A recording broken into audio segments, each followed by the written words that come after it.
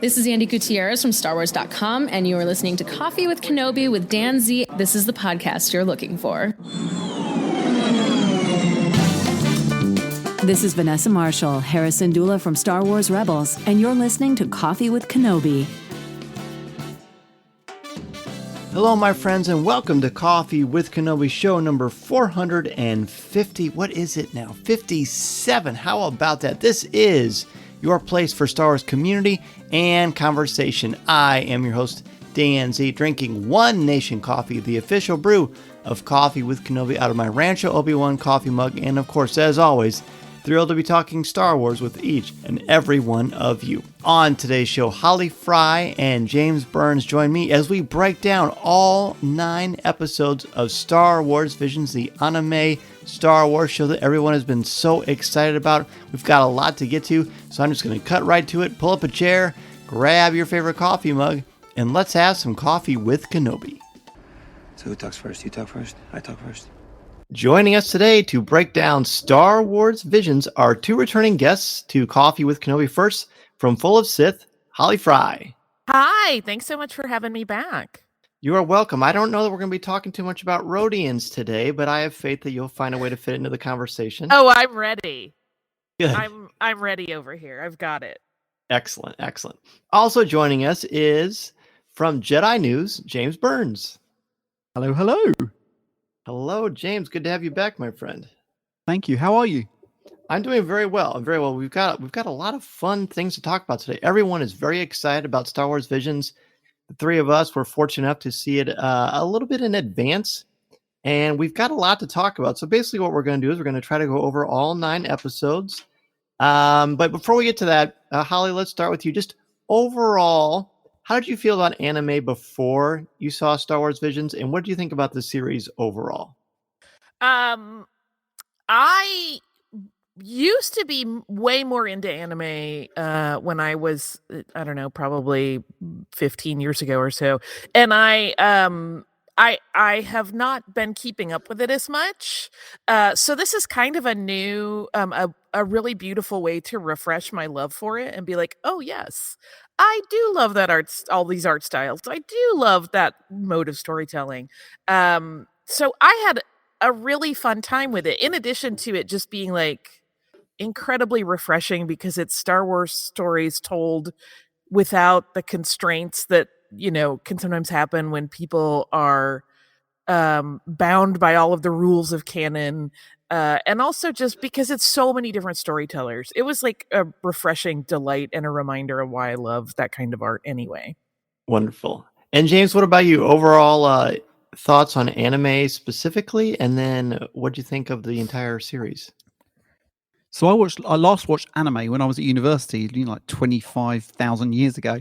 So this was sort of new to me, if you understand what I'm saying. And I came into it and I wasn't quite sure what to expect. Because it wasn't canon, I sort of had some low expectations, probably wrongly. And so that's sort of where I was. And obviously, having seen all the episodes now and learned a lot more about the creators, I'm fully into it, and I'm completely immersed. And my head's been turned again. Oh wow, very good. By the way, you look great for 25,000 years old. Thank you. Yeah, sure. For me, overall, anime. Gosh, I mean, over the years, it's mostly in my 20s. I feel like anime was huge at that time period. I mean, I watched Vampire Hunter D. I grew up with Speed Racer, of course, and then my kids all like Pokemon. So that's pretty much the extent of my anime background. I wouldn't call it a wealth of knowledge in that regard. So I was, I guess, probably a little trepidatious about this because I wasn't sure what to expect. But because it was Star Wars, I was willing to give it a chance. But what I found so wonderful about this is the themes of found family, the spiritual nature of the Force, the mysticism of being a Jedi, the sacred nature of a sword or a lightsaber, and a couple of other little nuggets. I found this so captivating and so refreshing, and I found myself reflecting on it more than I usually do on an initial viewing of something Star Wars related. So I, like you both, I found it quite refreshing. And the fact that it wasn't constrained by the canon was fine. In fact, it helped me to sort of open doors in my brain to possibilities of where these stories could go. Yes. Very And good. there's I was going to say that there's even one or two of them that, although they're not canon, could be canon, and they would fit into the timeline without any real effort, to be honest. Interesting. All right, well then let's I don't feel like it's fair to say what our favorite one is. Maybe that'll just happen organically, or maybe we'll save it for the end of this review. But we're going to start with the duel. Holly, give us your grade for the duel, and then of course defend your grade itself. Well, I mean, keep in mind, right? Grading is subjective. You True. as a teacher know there are times when like it's not all correct or incorrect answers. I'm gonna I promise I'm not giving everything an A grade, but there are gonna be a lot of them. And I'm definitely giving the duel an A. For one thing, stylistically, it's breathtaking. It is absolutely beautiful. It's everything I've ever loved about anime. I really like that minimized color palette. I like the dramatic staging of scenes, right? It harkens back to Kurosawa and the way he would frame a scene. And it tells the story in a way that is dramatic and engaging, but it's not overcomplicated. So I'm sticking with my A on that one. I like that. And James, what about you? I'm going to go with an A as well. Obviously, this is the first one that we get to see. And the way it's lit, the music, just everything about it, the surprises, the references to other Star Wars films. I mean, there is so much in this one. And Kamikaze Duga have done such a fantastic job at bringing the mythology into the story and telling it in a way that is really engaging, and you're really drawn in, and then you're shocked at the outcome without giving too much away. True. Very true. Yeah, so it's a Kamikaze Duga. Is that the pronunciation of the studio name? Yes. Yep. And then we've got Takanobu Mizonu is the director of the duel.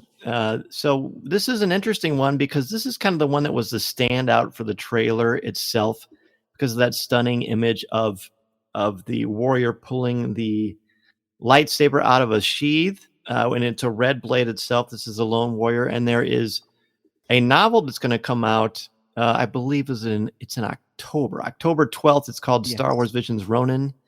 So it basically tells this story and adds a lot to what's going on. This was amazing. When I watched it with Mason, he said, "Dad, why is it black and white?" Yeah, and I said, well, I think that's like a stylistic choice, because then it makes the red lightsaber blade stand out. I was fascinated by this. It very much had the tones of Kurosawa, naturally, Lone Wolf and Cub, as we learned from the making of.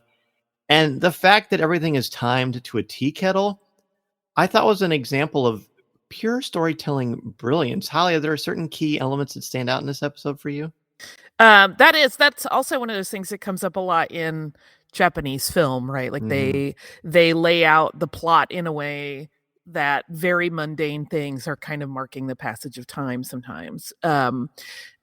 This one of the things I really loved about this was the way the villain, and I feel like you got to air quotes it on some of these, the way the villain is revealed in their human form, because we initially see them, fully cloaked and masked. That's just like a beautiful reveal moment, like literally in terms of animation and how it's focused on. The other thing I really love about this is that the whole time I was watching it, I kept thinking, like, this is the perfect on-ramp. Like, there's a really good reason this is the first one. And it's because it definitely, if you have an idea in your head of what anime is, probably this will fit it in some way. You know what I mean? If you've never been exposed to it, but it also still feels very, very Star Wars. And the marriage of those two is really, really smooth here. And so I can see where it's like, yes, of course, this is the gate. There's also that beautiful, I don't want to give too much away, there's a really beautiful waterfall scene in it that is kind of happening at the height of dramatic tension. And I just love it because of the juxtaposition of something that we are very aware of can be both life-giving, which is water, and also destructive. And if you think about water in that way, that scene has that whole other like layer, a whole patina of meaning on top of it. What a beautiful explanation. I absolutely love And that. I love the way that whole scene is mirrored on the Phantom Menace. Yes. And that was explained. And I didn't really see that at first, although I loved it. And I loved your description, Holly. I mean, it's perfect. But after hearing that it was based on the duel from that, I had to go back and rewatch it, because the staging and the way it's timed is just so beautiful. And the other thing I just wanted to say about this episode is the troopers and the costumes and the way that the AT-AT body is repurposed as a vehicle. Just some amazing, amazing things going on there. There's a lot of great sort of reinventions of different things we know from Star Wars. The AT-AT you just mentioned. There's certainly a very unique way to present a Sith lightsaber in a sort of a Mary Poppins fashion, I guess you could probably say. Seeing Trandoshans in that fashion, I thought was really great. And then that droid with that heavy repeating cannon was pretty great as well. There's something pretty magical about, like, you can't help but be compelled to know more about this lone warrior, what motivates him, the fact that he's collecting these red kyber crystals. Because by now everybody's had a good 24 hours to have watched all the episodes, so we're definitely, as Holly said, we're not going to spoil them, but it's going to be hard not to allude to specific key elements of this. Certainly, it's reasonable to assume that you would pause this. You haven't seen all the episodes, but I think there's enough there to definitely get your palate ready for more exciting things. Anything else about this one before we move on to Tatooine Rhapsody? I think we're good. I think so too. In fact, I'm going to go watch it again. So excuse me. Yes. Okay, goodbye. Yeah, see it. I don't know did I say it? Go ahead, James. I was going to say that people need to rewatch these. I mean, the three of us have been really, really fortunate that we've been able to watch the episodes. We've been able to watch the amazing behind the scenes stuff, to talk to the creators and so much more. And I've watched all of them 3 times now, and there's still things that I'm seeing and Easter eggs, and they are really, really captivating in a way I never thought they would be. So I apologize for in advance thinking, oh, this is just going to be something that I just watch once and sort of forget about it because it's not canon. But I've actually found the opposite, and I've been completely taken in by it. So yeah, I mean, they are really, really good. Oh, I don't think you should apologize. I mean, that's intellectual honesty, right? I mean, it's how you felt, and you gave it a chance, and obviously it's worked well for you. The only thing I want to say about the duel, which I don't remember if I gave a letter grade, but it's certainly an A, is I think the fight choreography is exquisite. The fact that you can choreograph fight sequences the way that they do in these anime episodes is just remarkable. So speaking of remarkable, I'm very excited to talk about Tatooine Rhapsody. I certainly made a big stink about it at the junket. Holly, we're going to start with you on this one. Okay. I will tell you that in my historical viewing of anime, I was not into the more chibi ones normally. Yet that's kind of getting flipped on its head with this series. I love this one so much. Like, it feels like, a postcard to my heart. Like, there's just something so wonderful and sweet about it. It brings in, we touch on some serious elements of Star Wars lore, but overall, it's a very feel-good, fun kind of adventure rock opera. There are Rhodians. What I really love is that you do see kind of chibi versions of like every species you might love from Tatooine, every type of character. And it's just, it's hilarious at points. I mean, it takes you on a really fun ride, and I'm sorry, chibi Boba Fett is going to be hard to beat. So I give it an A+.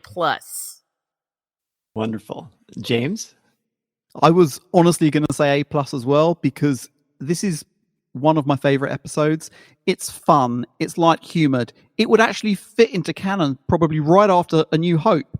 And I think it's glorious. I think it shows a side of Jabba that we haven't necessarily seen before. The music is awesome, and it just sort of ticks every box. And I had a huge grin on my face the first time I've watched this, and sort of every other time since. It's just a feel-good, fun episode, and there's nothing here that I didn't really like. I think we're unanimous. I'm giving this one an A+ as well. when it first started, I thought, okay, here's what I sort of vaguely remember about anime. I'm a little lost about what's going on, but that went away rather quickly. It did take me a while to get used to seeing a Hutt that was a bass player. I never thought I'd say that sentence in my life, but boy, did I get used to it. And the fact that they repurpose a lightsaber and turn it into a microphone because he's got a different path for himself, but yet it's still one that is welcome and brings a little bit of peace, at least for a brief time in Jabba's palace. That song is so flipping awesome. Like, it reminded me of sort of the cut sequences from the Guitar Hero video games, or like 80s or 90s rock. And I believe the director mentioned the Clash. Isn't it right? Was it the Clash? No, it was Jefferson. No, I keep thinking the Clash, the Ramones, but that's not it. Do you remember, Holly? Ramones. It was Ramones, I think. Yeah. It was. Okay. Yeah, it was the Ramones. I mean, they're all kind of in that same sort of wheelhouse, but yeah, this was probably the lightest of the bunch. Yeah. But it had some really nice dramatic tension because, Boba Fett and Jabba are not to be trifled with. But, when I saw the special edition Return of the Jedi and Boba Fett was kind of flirting and kind of being all cool, like he was some sort of college frat boy, I had a hard time with that.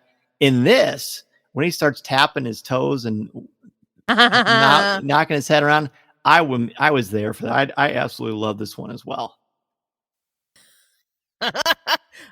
They need to release this as a single or something because it's right. It really is. It's a great feel-good song. And then Joseph Gordon-Levitt just nailed the lyrics on this. Oh, yeah. I feel like the Hutts are the gift that keeps on giving in Star Wars. Like, probably none of us back at Jedi ever thought, like, I'm going to come to love Hutts. But between Zero and this, like, forget it. I just love Hutts now. I've accepted it. It's all right. I think that's great. Anything else on this one before we move on to the twins? Can we play the single? Yeah, here we go. I'm sure I won't be dinged for copyright at all. Good deal. So, all right, let's talk about the twins. Holly, we'll just continue our pattern. We'll just have you go first. Okay. The twins is the one I struggled with the most. It is a lot. Like, there's a lot going on. And I do not mean this in a denigrating way. It feels a little bit like Star Wars casserole. Like, it's a flip on what we know of the twins, but then it brings in a cajillion little elements of Star Wars that we've all seen before, and it kind of bakes them together in one thing that is different than what we know, but also very familiar. That's why I call it Star Wars casserole. It's like all the ingredients I recognize, but this tastes very different from anything I've had before. There's some really fun physics in it, which I enjoyed quite a bit. Like, they are actually acknowledging that there's no up in space. Yeah, it's a lot. I'm going to give it a C+, just because it's so much and probably shows my age. Hey, you know what? I respect that. As I always say, to be a reasonable, respected critic, sometimes when you say no, it makes your yes mean more. So I respect that. All right, James, how do you feel about this one? I started watching this one and I had to stop it and restart it and go back because I was getting a little bit confused as to exactly what was being played out. And it just took me a couple more moments longer than it necessarily should have done, maybe to get into it. I sort of understood what they were trying to achieve. And obviously there's the parallels with Luke and Leia, but I don't know, there was something that I didn't like. There was an awful lot going on. I loved the visuals. The visuals were fantastic, and I think they did a phenomenal job with that. But I don't know. For me, this was a C. It's the one that I've watched a couple of times now, and I just think, I don't know. There is a lot going on for such a short piece of animation, and they could have, if they'd taken, maybe just a small section of the story and expanded on that, maybe it would have flowed a little bit better. I enjoyed it, but I didn't enjoy it as much as the other two that we've talked about so far. Well, I think the three of us are much more hive-minded than we maybe initially realized. So this one, the director is Hiroyuki Imaishi. And thanks again to Lucasfilm for giving us pronunciations, because names are so important and sacred. I do not want to mispronounce them. So this one, this was my least favorite of all of them. I think. I gave it a B only because I really liked sort of the Funhouse mirror version of twins, but this time they're in the dark side, at least allegedly. And the only reason I gave it a B is because I really like the designs of their Sith armor and the physics that you mentioned, Holly. The way that the Star Destroyer is sort of dismantled, I thought was very, very clever. But I had a hard time following this one. And after a while, there was so much yelling and so much intensity and so much extreme exaggeration, which the director flat out says, hey, I did that on purpose. And his passion was quite contagious in the making of. I really enjoyed hearing him speak. But this one I thought was very, very busy. And maybe that just is showing my age as well. But this one worked for me probably the least. Star Wars casserole. See? Yep. Star Wars casserole. That's a great way to put it. Anything else about this one before we move on? It's really amazing that the three of us haven't talked about these episodes at all, but we're all coming to pretty much the same conclusions. Right. It'll vary. I'm confident we're going to diverge at some point. Yeah, I think so too. Well, let's talk about the next one. Let's talk about the Village Bride. Holly, this is exactly how you and your husband met, isn't it? Yes, he conquered my family. No. This one really tugged at my heartstrings for the simple reason that it feels the most Miyazaki of this entire group to me, which is like the inroad to my heart. Even the way the story is told and unfolds, it feels very much in the style of a Miyazaki film. So anybody that has enjoyed, Totoro or Kiki or why am I blanking out? Spirited Away. Yes. It looks very similar and it feels very similar in how the story beats are presented. It's so sad and so beautiful at the same time that you kind of can't. I mean, I got very fished into the emotionality of it. Just for variety's sake, I'm going to give it an A-, just so I don't give everything the same. Really, I'm giving it an A. Okay. James. For me, I'm going to give this one a B. I did like it. It stands out completely from the 3 episodes that we talked about previously.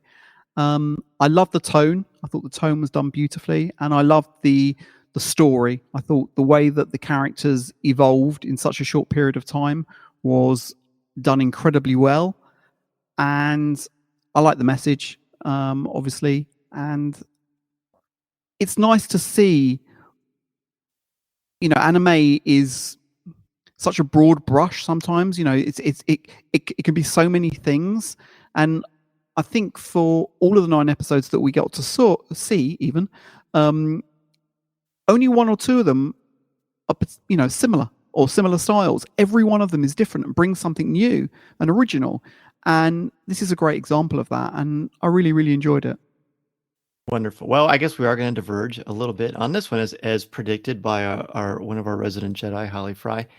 This one is directed by Hitoshi Haga, The Village Bride. Yes. This one is an A+ for me. I can't give it enough pluses. I can't give it enough superlatives. If this isn't my favorite one, it's going to be 1A. I'm still sort of uncertain, but it might have a slight edge. This one was just absolutely gorgeous. I really love the very slow burn that led to an amazing climactic ending. I love the idea of the sacredness of family and found family and the beauty of nature. And I feel like this one really emphasized the idea of, the Force is an energy field created by all living things, surrounds us, penetrates us, binds the galaxy together. The idea of the mountain is almost being like God or gods for the Japanese people is explained very, very well by the director in the behind the scenes thing. And then I get to laugh at battle droids at the end, which makes me very happy. And it had one heck of a fantastic ending. And I love the idea of the lone hero who rejects the notion of rising to the challenge and finally, when faced with true adversity, does. So this one was the most hero's journey, I think, perhaps, of any of them. And if I had to pick one to be on loop for the rest of my life, this would be the one. But yeah, I liked it. So that's an A and 7 pluses. Is that where you landed? 7. It sounds good to me. Okay. Only 7? Oh, 7 pluses. That's a lot. And my hands hurt after any more pluses. He ran out of page. It's true. It's true. Let's get like Miss Lippy in that Happy Gilmore. Yeah, or no, Billy Madison. Fair enough. Well, let's talk about the Ninth Jedi. This one was done by Kinjika Miyama. The Ninth Jedi. Holly, what'd you think about this one? I have a very specific to me experiential reason that this one really resonated with me, which is that I was fortunate enough to go to Galaxy's Edge recently with several friends of mine, and we got in a big discussion about lightsaber crystals and lightsaber building because I had them do that and I filmed them building their sabers. But so this, which is about that whole thing and flips the lore, everything we've known about lightsaber building on its head, right? In lieu of this situation that we've been told through the saga and through the Clone Wars that, you have to find your crystal and it calls to you. And that, your essence is reflected in your lightsaber, but in a different way than this does it. So this idea that, one, there's a clandestine saber builder. Oh, I love that as a story beat. Two, that it's actually the wielder who determines the color of the blade once they pick up that clandestinely built saber, and how that plays out is so cool. I'm going to give this a solid A. Excellent. James? I'm going to give it an A-. For me, I really enjoyed it, and I really liked the way that the story came together. I think the story was incredible. I think they told us that it was like two stories coming together, and it was done incredibly well. And this is the longest episode that we got to see. And there was a little bit of it that sort of reminded me of Harry Potter with the creation of the wands. You go to Ollivander's, you get your wand, and they find the right wand for the wizard. And I thought this was a little bit, I could see elements of that in this with the way the lightsabers were given to the Jedi, and then their inner strength chose the crystal, if that makes sense. But there was some again, the animation here is incredible. The music for this one was probably, it is just absolutely stunning. I think they've done an incredible job with the music across all of these episodes, but here I thought the music really, really stood out. And I really, really enjoyed it. I love this one as well. I give this one an A. There are a lot of great twists in this one. There's a great twist at the end with the final duel that I really liked. This one kind of hits all the right beats for me too, story-wise. I love the idea of a saber forger as well, and the fact that it takes what we know about kyber crystals and Jedi and that ceremony, and just the building of a legacy for yourself, a selfless legacy for yourself if you're a Jedi Knight. That was fascinating to me. There's the great story beats with sort of justifiable vengeance, but done from an attempt at peace. I've loved that so much. The notion, like you mentioned, Holly, about how your nature determines the color of the blade. I can't tell you how much I love that. I didn't think I would, because I'm such a sucker for the traditional aspects of Star Wars, but this worked in a way that I did not expect. This one and The Village Bride had me really hungry for true Japanese mythology and learning more about Japanese culture. And I don't know if are either of you aware of how women and female heroes are looked at and referred to in Japanese popular culture? Because this really had me wondering about that, because I was really drawn to this one. Teach us, teacher. I don't know. I was hoping that one of you did. I thought you had the answer for an explainer. Yeah. I wish. I need to know more. Well, can you find out and then come back and teach us? Right. I can. This is one I think I'm going to show in one of my mythology classes at school, because I feel like this would be a good opportunity for some research, just kind of see what's going on. I really, really like this one a lot. All right. Well, I'm going to go ahead and say, let's take a quick break. And when we come back, we'll talk about the last 4 episodes of Star Wars Visions. This is Coffee with Kenobi. This is Vanessa Marshall, and you're listening to Coffee with Kenobi.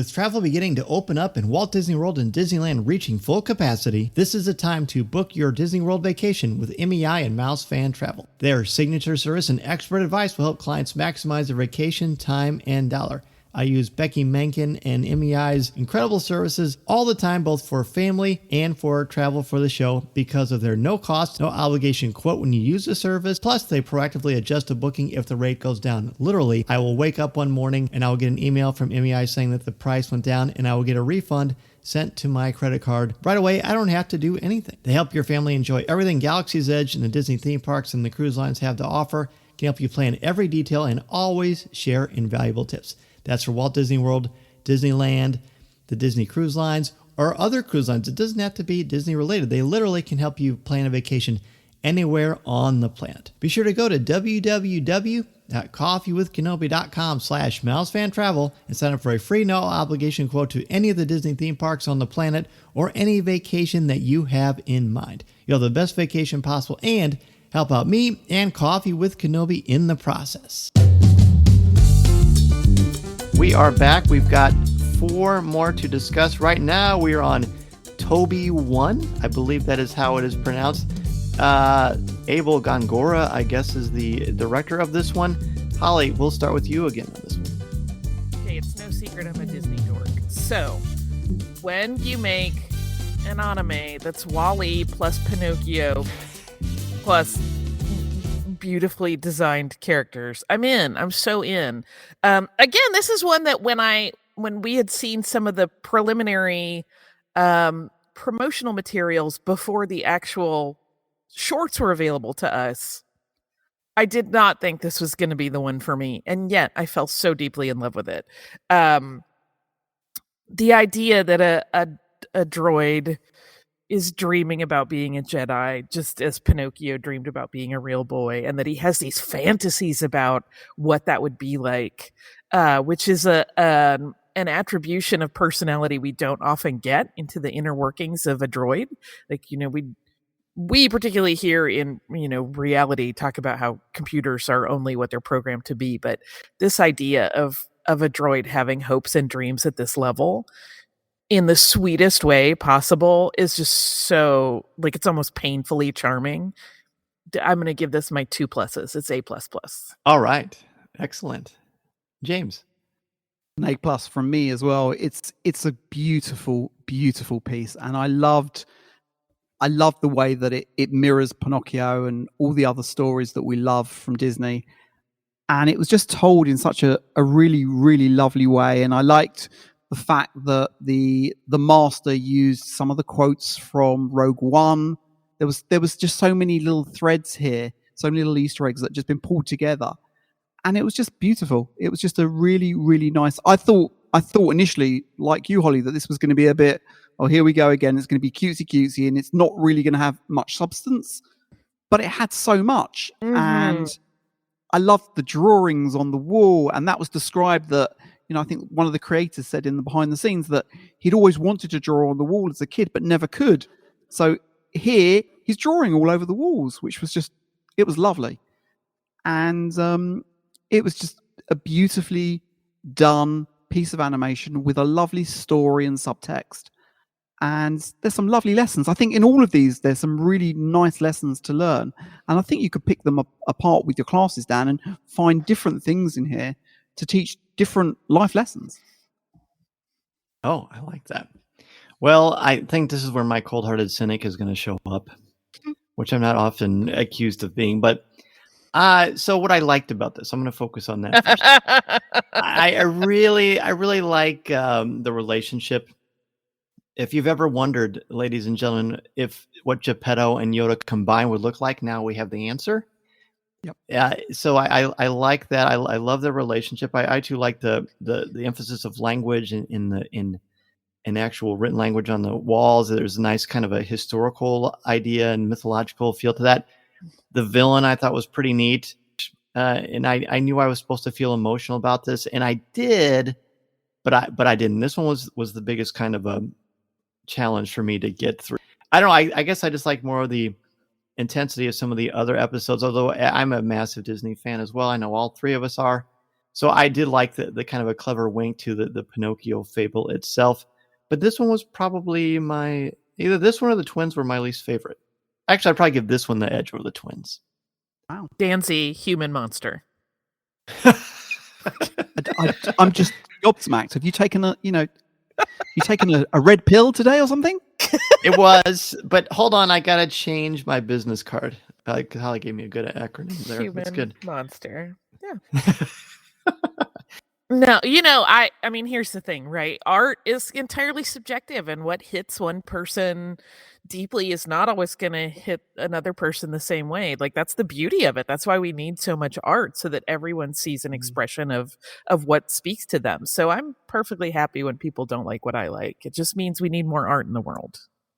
I saw my brother in this. My brother was a mischievous little child, and he just tried to get his hands into anything and everything. And I actually saw him in this. I don't know why, but it just, I could see so many parallels, and it just pulled me in. Maybe that was it. But I'm very, very nostalgic for Disney, and Pinocchio for me is an all-time classic.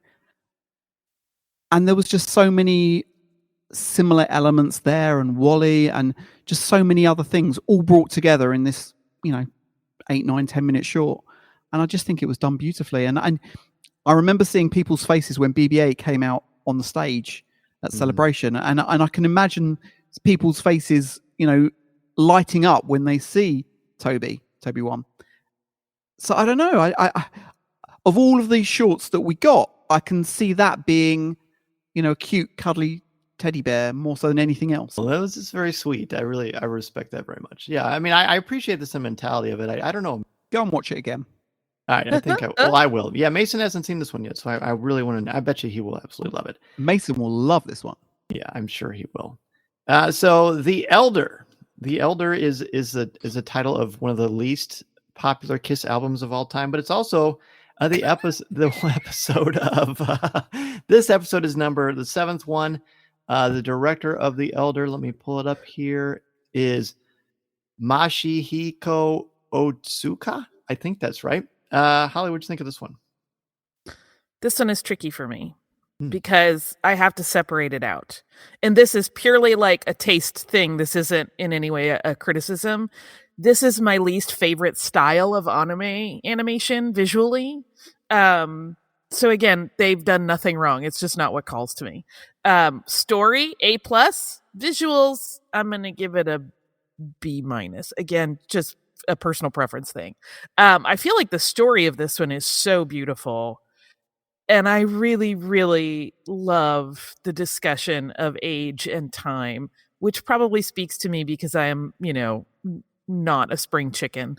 But this idea that the Jedi acknowledge we're going to age. Whatever your most powerful is, great. It's not going to last. And it's such an opposition to the way we see the Sith talk about power and clinging to power.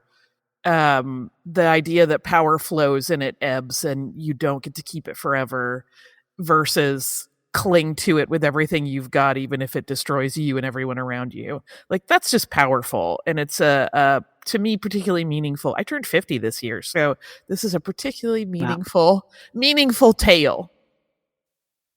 That's wonderful. I'll be there in a year from now, so catch up. Yeah, I'll take my time, but I will be there soon. James, what about this one? Catch up. I love that. I liked this one as well. For me, this one felt very similar to Attack of the Clones, and felt closer to some of what we've seen before in the actual saga, if that makes sense. This was one of those episodes that I thought could fit in somewhere quite easily. It's a story of a master and his Padawan that we hadn't seen potentially, and then there's this elder Sith that we'd never seen before in Star Wars mythology, and suddenly, he's on this planet. I couldn't get over the beard on the master. That was just, I was like, has somebody scribbled on his face? I didn't like that. So that took me out of it straight away. And that was a real shame. But apart from that, yes, the story was fantastic. I loved the Sith ship. The Sith ship looked amazing. I loved the way that the wings folded down. I love that design, and I think, Lego. Can we have that, please? Oh yeah. But yeah, it was. I completely get what you're saying, Holly, because that beard just really threw me. Yes, but the beard story did the same yeah. to me. Yeah. But the story was phenomenal, and it's stuff that we've seen before, and I can definitely see Qui-Gon talking to Obi-Wan in a similar way, and Obi-Wan talking to Anakin, and even Anakin talking to Ahsoka in the same way. So we've seen those conversations play out on screen before, but it was done really, really well. And I liked the way that, little spoiler here, that once the Elder was overcome, he destroyed all the evidence as if he didn't exist. So I found that so because of that, I thought, well, it could fit into the saga story, because yes, there's always supposedly two Sith, but here is somebody else that maybe has been training and has hidden and doesn't want anybody to know that he existed. So we've got Hirsute, a review. I love that. Able to, it's clever. All right, so this one is the one that ties for my very favorite one. I absolutely love this one. I don't have socks right now because this one knocked them off. I loved it. It was definitely an A+ for me, maybe 6 pluses, whereas Village Bride was 7 pluses. I love, again, this had a really slow burn with an amazing payoff. When we first watched the trailer for this, Mason and I thought, well, this villain looks the most like Palpatine of any of them. I love the sacred nature of the teacher student. Of course, I'm going to like it. Also had kind of a parental feel to it as well. I like that they had sort of a non-traditional relationship similar to Obi-Wan and Anakin, but it wasn't tempestuous. There was no like tension between the two of them. There was nothing but mutual respect and allowing both of them to grow how they chose to grow, how they were able to do so. The power of age and the wisdom and the other challenges that can bring. Again, I love the ending fight sequence. I think I'm just a sucker for seeing the bad guy get his comeuppance. I really think that's a big part of this one as well. And in my head canon, the Padawan was inspired by me because his name is Dan, even though it's not even close to the truth. But I told Mason that, and he rolled his eyes at me. So when a 7-year-old rolls their eyes at you, you know you're in for something special. Interesting. Well, what did you think? Go ahead. I was going to say, what did you think of the scribble on his face? I loved it. I like, sweet. That looks like me after about 3 days. Quite honestly. I'm going to need photographic evidence. Okay. Yeah. That'll be very easy. I think you need to come that way to Celebration. Okay, there you go. Oh, I can cosplay. I like it. There you go. There you go. All right, so the next one, is it Lop and Ocho? Is that the pronunciation of this one? Yes. Okay, so this one is by Yoki-Iga Rashi. I think that's how you pronounce it. Hopefully I'm pronouncing it correctly. Holly, I'm thinking you love this one. Speaking of cosplay, right? Like, if this does not feature the characters that we see the most of at Celebration, I'll be shocked. This is another one that I thought, it might be too cute for me. No, I'm deeply in love with it. One, there is some good costuming opportunity, right? If you want to do the cute bunny action of Lop, or Ocho's second look, which is incredibly powerful and beautiful. I like I said, I expected that this was going to be too cutesy for me, but the way it very quickly reveals itself to be a much deeper and darker story about choices and family and found family and how you negotiate strife within your family and between people that you love is just so powerful. I mean, who among us has not dealt on a much smaller scale with something like that? And this is a really nice representation of what that feels like. I also just found it so it's very moving in a way that I didn't anticipate, to see that struggle play out. And some of that is just spectacular voice performance. but I really, really ended up just adoring this one. I am giving this one 3 pluses. Ooh. Yeah. It might be my favorite. I'm always a little reticent when it comes to naming favorites, but because sometimes a different one will be my favorite, right? It's very mood dependent and like what I need that day. But this one is way, way up there and probably has the edge at the moment. James. Favorites are very, very subjective, and it's like when somebody says to you, "Well, who's your favorite child?" And I don't have a favorite child, but People say that to you? Yeah, some people do, and I say, "Well, this one's been really good today," or "This one's done this thing," and it changes. You know, things like that change all the time. Because Is it your children asking you that? sometimes, more often than not, yes. But you know, when somebody turns around to you and says, well, "What's your favorite item in your collection?" and well, today it's this because of this, and this is what's going on in my life, and that's why. So, completely agree with you, and that's true. I mean, I give this an A+ as well. I loved it. I had to watch this one twice. The before I could formulate an opinion on it, because I was sort of worried that it was going to be too Jackson, but it wasn't. And obviously we've seen Jackson appear in the Marvel comics recently, and it was done incredibly well. And I was just a little bit worried that this was going to be too much Rabbit, but it wasn't. And you sort of got over that very, very quickly, and you were just drawn into the characters and the story of betrayal and of families and of sort of passing the baton without giving too much away from family member to family member was done beautifully, and it had a real resonance with me. I really think it's cool that, Holly, you brought up Galaxy's Edge earlier.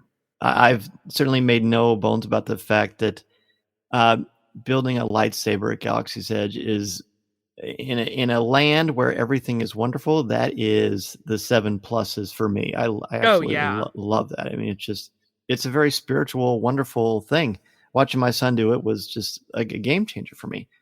This had that in it. I love this one. This one is certainly an A for me. When I like both of you, when I saw the trailer and I saw the rabbit, I thought, this will be a meh for me. I'm not really interested in that. But boy, did it work. It worked beautifully. The found family, the sacred, beautiful nature, and the reverence of the lightsaber. What I thought was cool about this one, there are a lot of things great about it, but the fact that it was very sword / lightsaber based, but it really wasn't about the Force. And I found that a really, really cool twist on a very, very familiar trope that doesn't exist in any Star Wars story that I can think of. So I really enjoyed that a lot. Whenever you see the symbolic nature of a Japanese woman cutting her hair, and then you punctuate that with the blood, the symbolism of that was tremendous. I love the dad in this one so much. He would kind of remind me of the dad in Luca a little bit. Oh yeah, I can see that. Yeah. And I just found it very, very engrossing. I didn't want it to end, but I couldn't wait to see what was going to happen. I found myself so frustrated with Ocho, but obviously that's the point. This one, I feel like all of them open the door to future stories, but this one, maybe more than any of them, has the most direct, okay, we need chapter 2. Yeah. I was disappointed in Ocho. Me too. As were we all. Yes, exactly. But I mean, I understand the desire to wear that outfit. I do. So it was cool. Maybe that was it. No matter how good of a person you are, look, there's some good tailoring going on the bad guy's side. There just is. She couldn't have just worn it for Halloween and just been, happy with that. Yeah.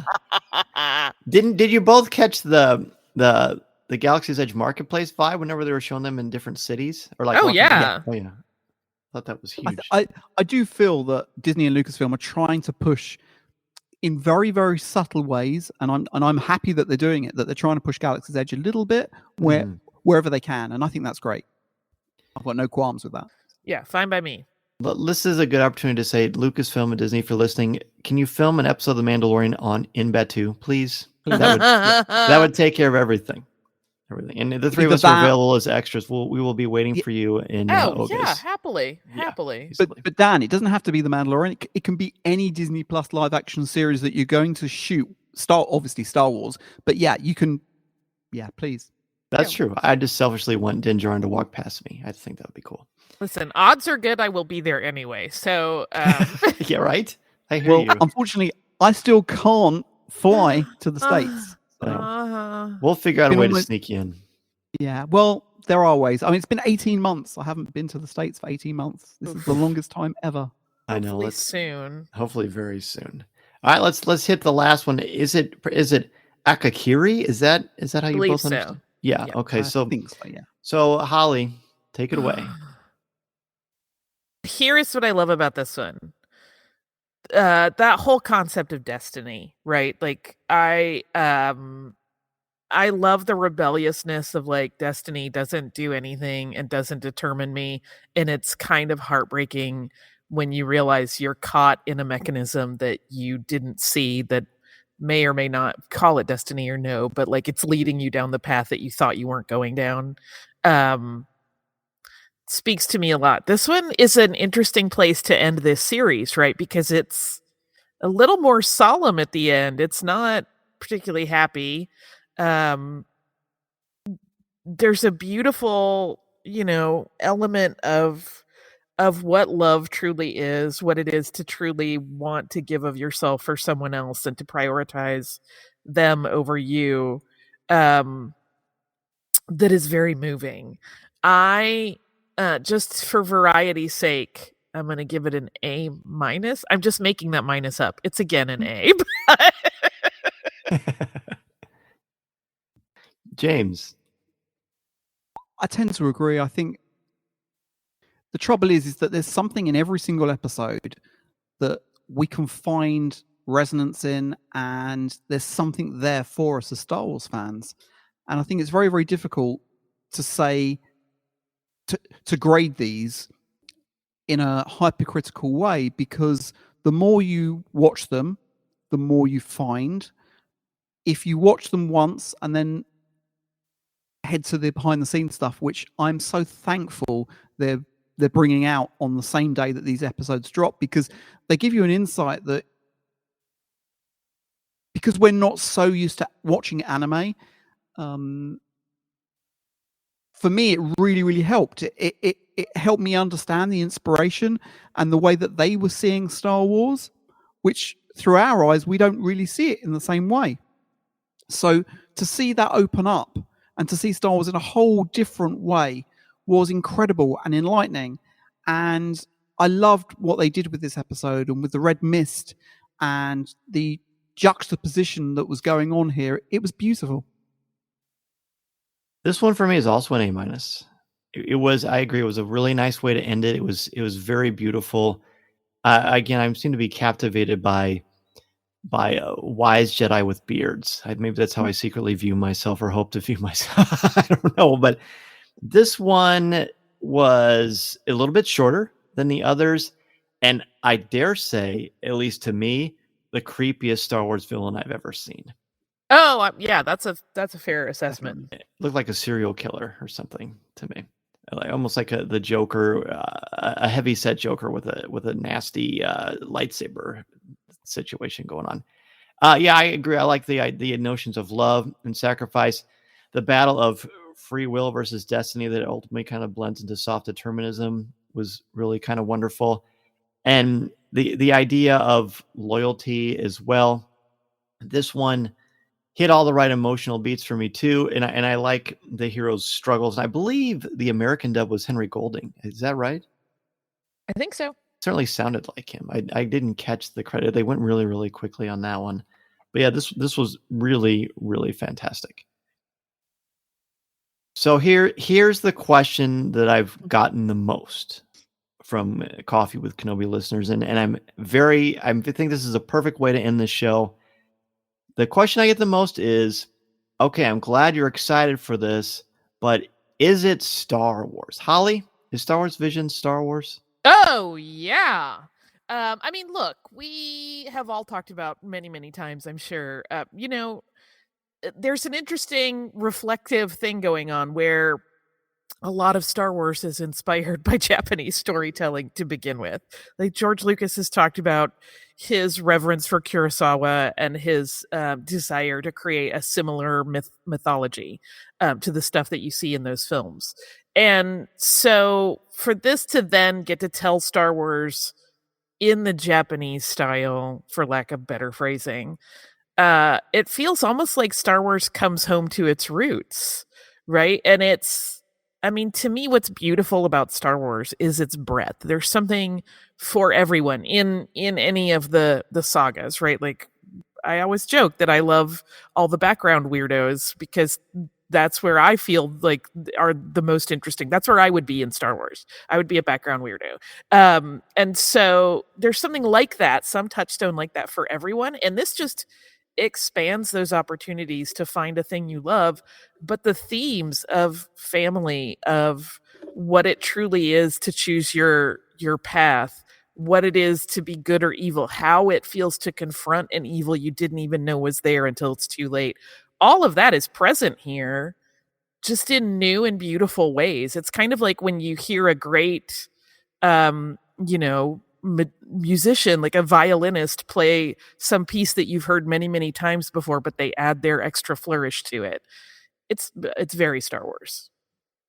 Excellent answer. James, I'm glad that you're following that up instead of me. It's so true. We know George pulled on that. We've heard Dave Filoni talk about the same thing. And we even heard Jon Favreau saying that a lot of his influences have come from here as well.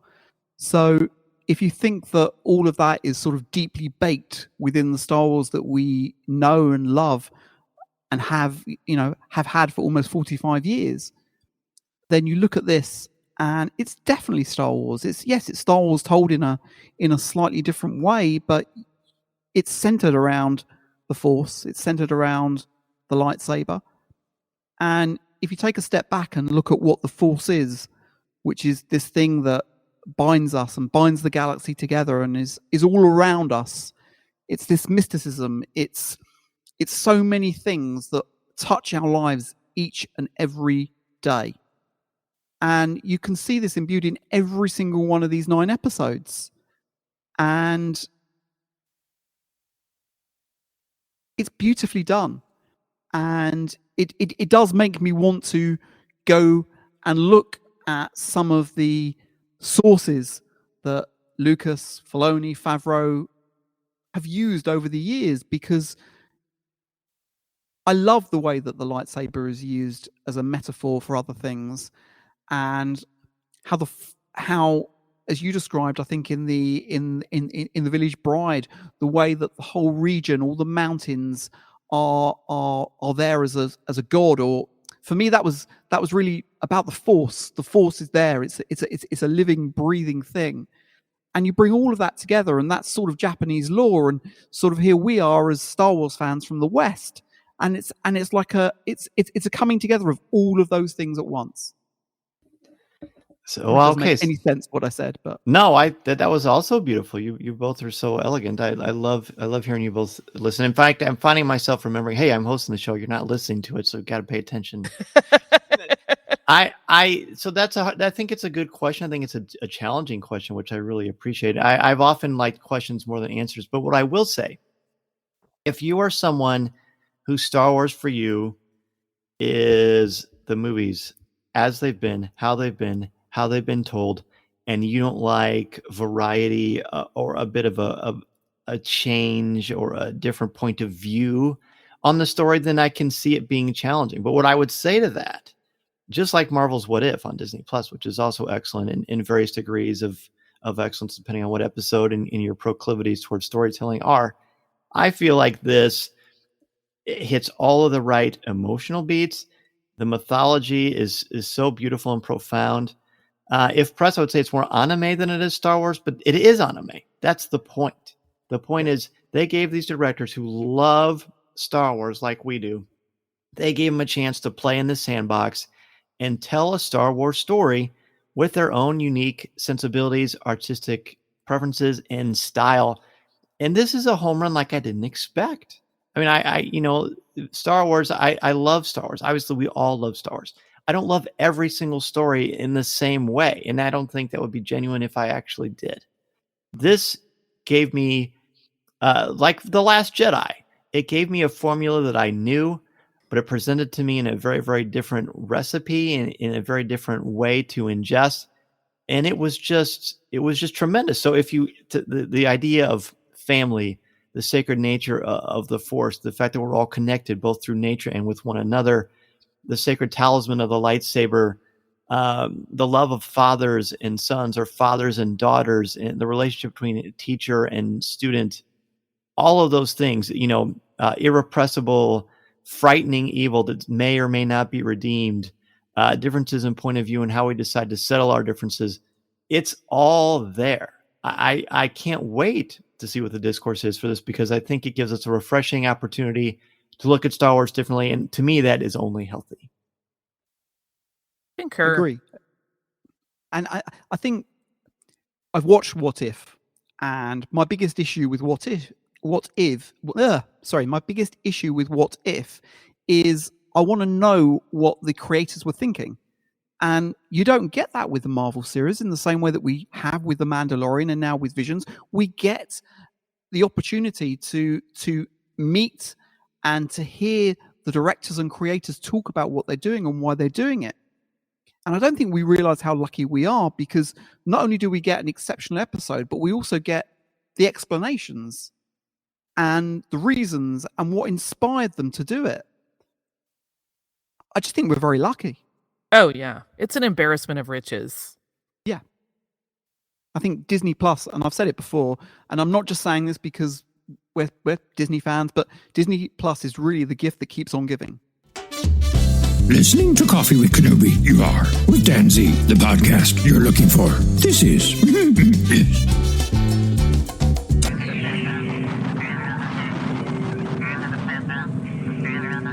As we near the end of the show today, I want to thank each and every one of you for taking time out of your busy schedule to have a cup of coffee with me and for helping to spread the word about our Star Wars family we've got here at Coffee with Kenobi. Be sure to tune in Monday nights at 8 o'clock p.m. Central Standard Time on Facebook Live at www.coffeewithkenobi.com/live or www.facebook.com/coffeewithkenobi and have a cup of coffee, tea, or any beverage of your choosing with me as we continue the conversation.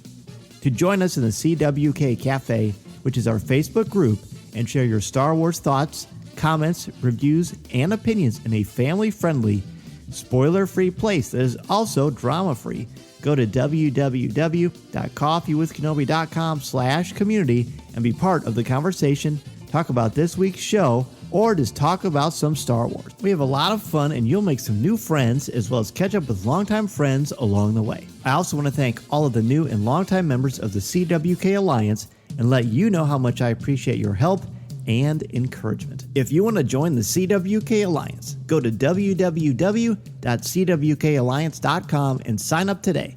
Not only will you help out Coffee with Kenobi, but you also get access to CWK Pour-Over, the exclusive weekly podcast not heard anywhere else. It's a great way to support and help out the show, and 10% of your monthly contributions go directly to the St. Jude Children's Hospital to support the incredibly important work they are doing to help these brave children and their families. Plus, contributors at the CWK All-Star level can watch a video podcast of CWK Pour-Over hosted by me, Tom Gross, and Corey Clubb. Feel free to reach out anytime if you have any questions.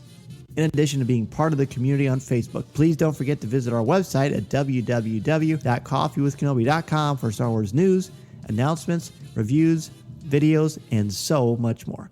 If you have a question for me or just want to share your thoughts on the air, feel free to email me at danz@coffeewithkenobi.com and I'll share them on the show. You can also connect with me on Twitter at Mr. Zaire, MRZEHR, or on Instagram at DanZareCWK. There are also a lot more ways to connect with me and Coffee with Kenobi on social media. Follow us on Twitter and Instagram. Give us a like on Facebook at facebook.com/coffeewithkenobi. Check us out on Pinterest or subscribe to our Coffee with Kenobi YouTube channel. On our YouTube channel, you can find Facebook Live video, different interviews throughout the years, highlights of video coverage throughout the Coffee with Kenobi history, and the audio podcast itself. You can order my book, The Star Wars Book, which I co-wrote with Lucasfilm's Pablo Hidalgo and Cole Horton, on Amazon, Barnes & Noble, Target, Books A Million, Walmart, or anywhere books are sold. You can also find my writing on Coffee with Kenobi's website, as well as StarWars.com, where I am an official blogger there, and on IGN, where I contribute occasionally to articles about Star Wars, as well as other popular culture topics. If you are considering starting a podcast or a blog, let me know how I can help you get started and make your creative vision a reality. Be sure to check out danzmedia.com and we can get the process started. I am also available to come to your school, conference, business, or organization to talk about how to tap into your strengths and help you bring out your very best. I want to inspire you to be inspired so you can take that first step into a larger world. Thanks as always to our Coffee with Kenobi sponsors, especially MEI and Mouse Fan Travel, our travel partner and your one-stop shop for all things Walt Disney World, Disneyland, the Disney Cruise Lines, or anywhere on the planet you want to go on your vacation. Please go to www.coffeewithkenobi.com/mousefantravel to book your magical vacation and help support Coffee with Kenobi in the process. If you like the show, please tweet out that you're listening, share it on Facebook, or invite your friends and family to tune in and share a cup of coffee with us. And if the Force is especially with you, please take a couple of minutes to rate and review the show on iTunes or Google Podcasts. Every review makes a huge difference and helps to spread the word, and I can't thank you enough for your help, for your support, and your friendship. I love so much being a part of this wonderful Star Wars community, and I can't thank you enough for all that you do for me and Coffee with Kenobi. You know what else is the gift that keeps on giving is talking with the two of you and enjoying your Star Wars work and coverage. I can't thank you both enough. This was an excellent way to sort of process these incredible 9 episodes. I can't wait. Please let us know in the CWK Cafe or on social media what you thought about these episodes. Holly, please let everybody know where they can find you and continue the conversation. You can find me on Twitter as Surliest Girl. Of course, Full of Sith is at Full of Sith. I'm also over on Instagram, but that's mostly, pictures of cats and clothes. But that's Surly Girly 5 if you want to check out over there. That's pretty much it. So I'll hand off. James. So you can find me as part of Jedi News on Jedi News Network on Instagram, Facebook, and Twitter. If you want to contact me directly, it's at Planet Burns on Twitter as well, and I'll do my best to come back to you. And I've said it many times. Jedi News is where I get my Star Wars news. You do a great job. Thank you. Yeah, thank you again both so very much for being on Coffee with Kenobi. Happy to have you back anytime. Thanks for having us. Thank you, Dan.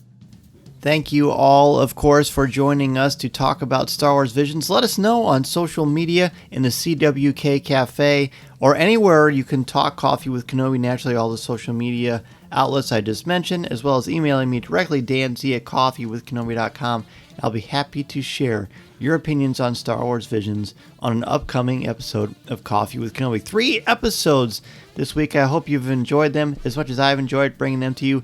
Thank you again, all of you, for being a part of this amazing Star Wars community. I look forward to the next time we get together, hopefully sometime next year, like, I don't know, Star Wars Celebration. It's not too early to get excited for that amazing event in May of 2022. Much, much more to come. Until next time, have a great week and weekend. And remember, this is the podcast you're looking for. This podcast is not endorsed by the Walt Disney Company or Lucasfilm Limited. It is intended for entertainment and informational purposes only. The official Star Wars website can be found at www.starwars.com. Star Wars, all names, sounds, and any other Star Wars related items are registered trademarks and or copyrights of Disney and their respective trademark and copyright holders. All original content of this podcast is the intellectual property of Coffee with Kenobi unless otherwise indicated. This is the podcast you're looking for.